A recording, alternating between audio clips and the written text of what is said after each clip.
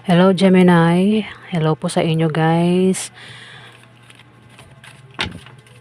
Nagbibigay ako ng reading, ito ay sa buwan ng August, 1 month reading para sa inyo mga Gemini. At bahala na po kayong makaresonate dahil ito ay general reading mga Gemini. Umpisa na natin. Pero po Gemini sa buwan ng July.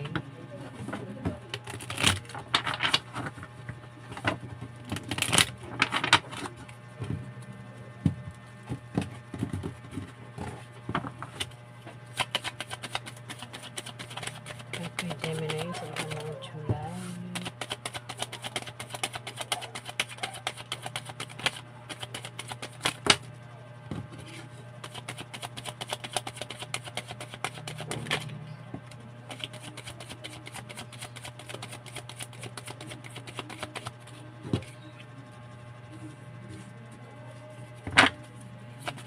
Okay, Gemini sa buwan ng July.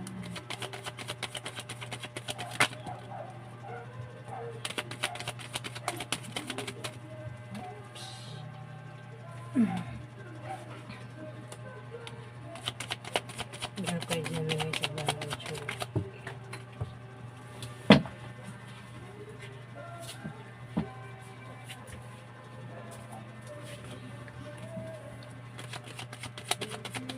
Okay, Gemini sa buwan ng August. Buwan ng August.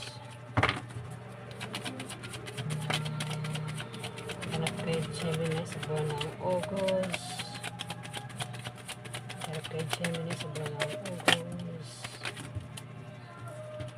Okay, Gemini sa buwan ng August. Buwan ng August to mga Gemini. Baka may nabanggit akong July, August po ito.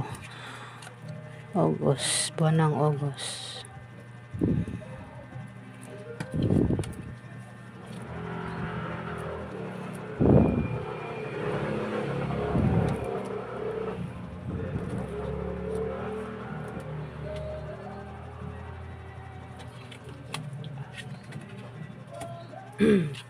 May nagpapatugtog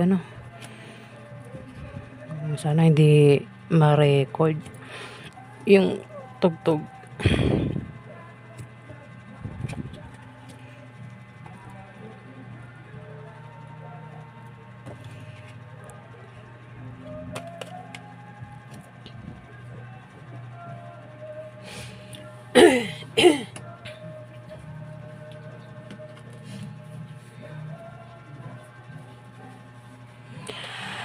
Merong haraw, tatalikuran na atrasan, tatakasan na alisan sa buwan ng August, Gemini.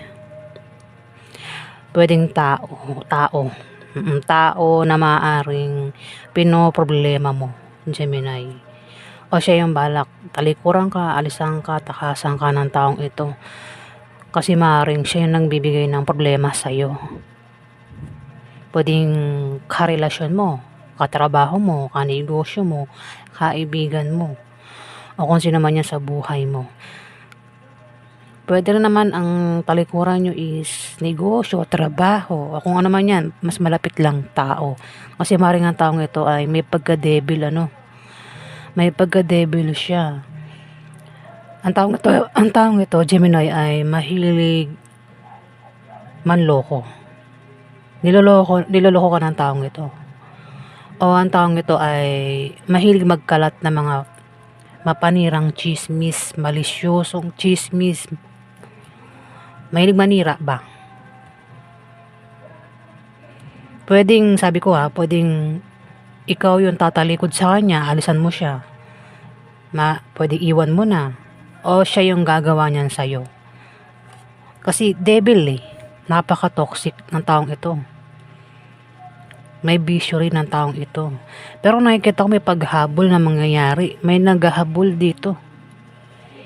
Pwede nangyari na mangyayari pa lang ito. Ibig sabihin ko nangyari na, may tao dito ang inalisan mo na.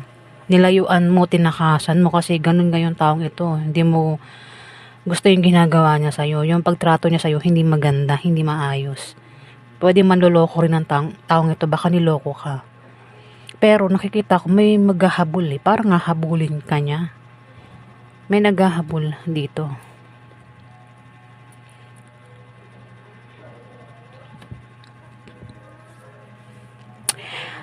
Hindi mo pa rin daw siya makalimutan. Hindi ka pa rin makamove on sa kanya, Gemini. O maring siya yan. Hindi makamove on.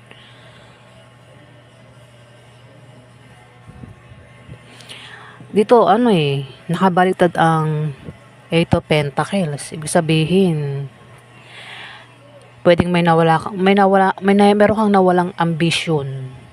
O maaring ikaw ay makaramdam ng katamaran sa trabaho mo. Kaya siguro tinatamad ka. Baka katrabaho mo ata yan.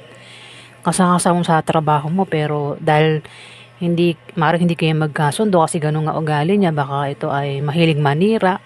Ginagawa ka ng mga fake news, chismis, o baka manloloko nga ito. Ako namang ginagawa ng taong ito sa'yo. Hindi mo gusto ugali niya, kaya dito parang dahilan. Kaya parang tinatamad ka sa trabaho mo.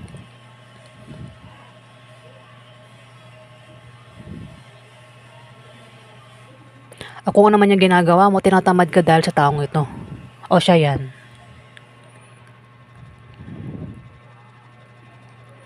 Ayan, Gemini. Pwede nangyari na to, ang mangyayari pa lang sa buwan ng August.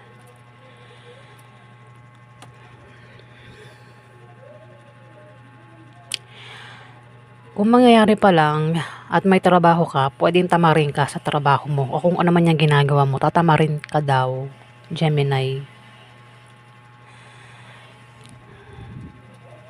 O maaaring may ambition ka na maaaring mawala. Pero kukutuban ka rito, malakas ang kutob mo. Mabilis lang itong mangyayari May pangyayari sa buhay mo na mabilis lang sa buwan ng August. Mabilis lang ito na hindi mo inaasahan na mangyayari, Gemini. At pinag-iingat ka sa taong mapanglinlang at nang babalat kayo na malapit lang daw sa'yo. Pwedeng yung nga, pakakatrabaho mo yan, kanegosyo mo, kapamilya mo, asawa mo, o kung sino man yan sa buhay mo. Ayun, nagbabalat kayo. Pwede rin kung nagiging busy ka sa trabaho mo, maging busy ka sa trabaho mo, pwedeng tamarin ka. Sinasabi rito na na pwede magpahinga ka muna sa trabaho mo. Kasi maaaring may kasama kang ang devil, ang pag-uugali. May bisyo rin ng taong ito. Ito nakabaliktad din si 3 of Wands, pero wala siyang meaning ng baliktad. Upright natin. Makikita mo na ang bunga ng pinagtrabahuhan mo o ng pinagsikapan mo. Pero kailangan mo raw yan bantayan, Gemini. Pwede yung negosyo o kung ano pa yan na pinaghirapan mo raw na hindi mo nababantayan. Nakikita mo daw ang resulta. Makikita mo na ang resulta niyan.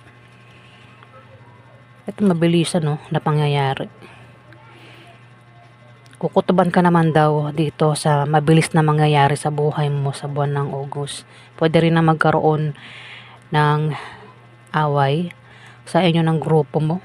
Kung meron kasi nasalihang grupo sa buwan ng August, Gemini, pwede rin na may tao dito ang nag-aalala o mag-aalala. Pwedeng ikaw nag-aalala.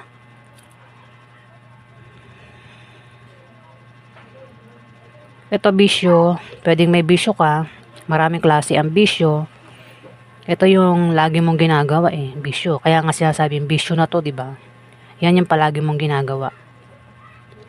Magulo rin yung utak mo dito. Ang bisyo na ito, pwedeng baga demonyo ang bisyo Hinihikayat ka ng demonyong ito na magbisyo ka, di ba? Pero kung may bisyo ka nga, itigil mo na itong bisyo mo. Pero kung hindi ka itong devil, kilala mo ang devil na ito na may bisyo. May devil daw dito sa pinaghihirapan mo.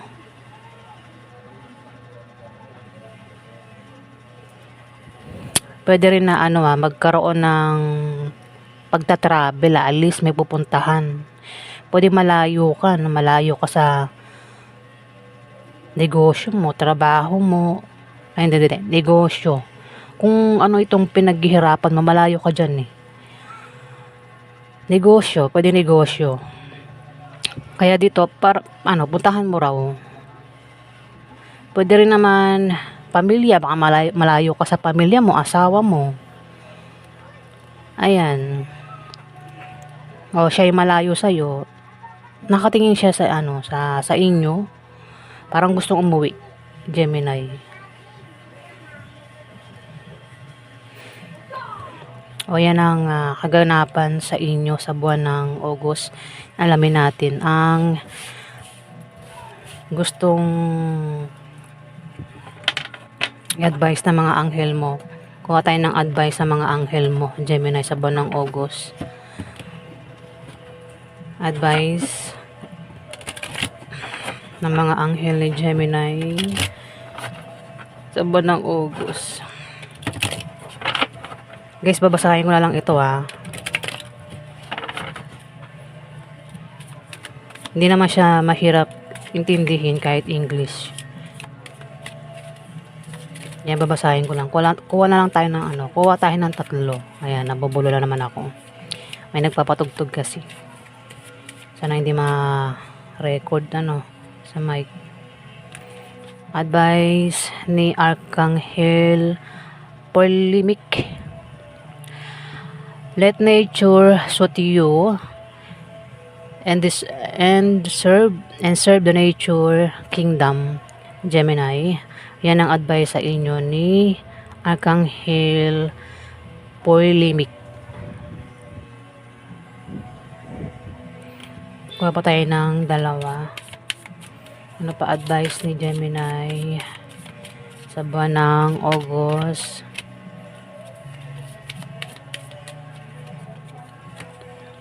Advice ni Archangel Bokpi. Tama ba yung reading ko? Read ko. Bokpi daw pangalan. Correct me if I'm wrong, Gemini.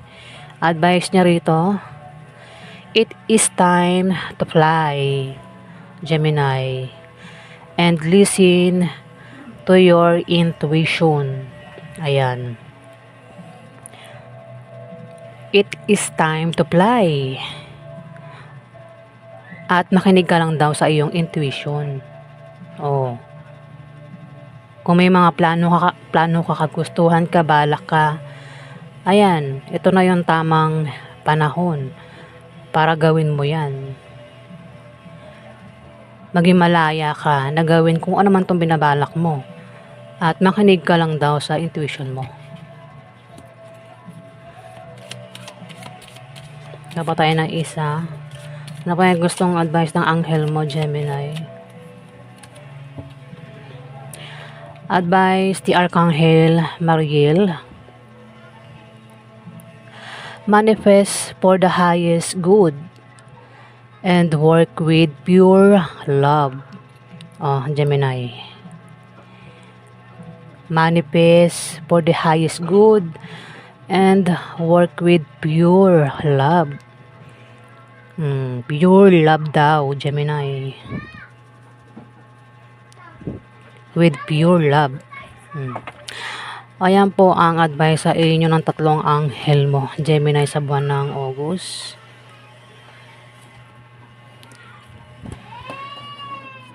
Ayan, maraming salamat po sa mga nag-like at nag-subscribe. Maraming salamat.